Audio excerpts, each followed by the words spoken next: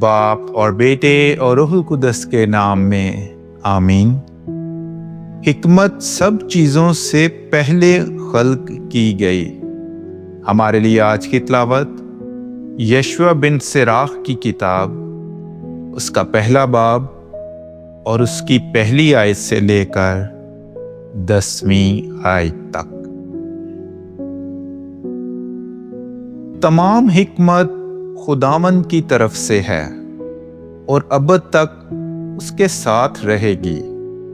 سمندر کی ریت اور بارش کی بوندوں اور ازلیت کے ایام کو کون شمار کرے گا؟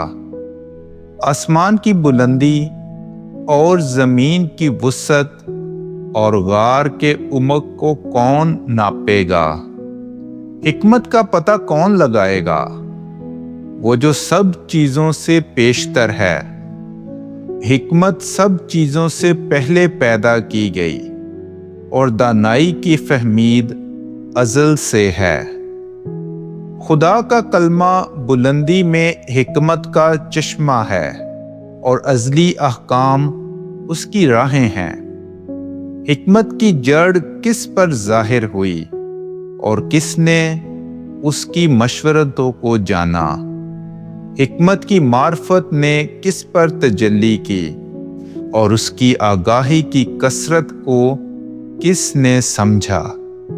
ایک ہی ہے جو دانشمند اور نہایت محیب اور اپنے تخت پر بیٹھنے والا ہے، یعنی خداوند، جس نے اسے پیدا کیا اور دیکھا اور شمار کیا، اور اس نے اسے اپنی نعمت کے مطابق اپنے سب مصنوعات اور ہر بشر پر نازل کیا اور اسے اپنے پیار کرنے والوں کو بخشا۔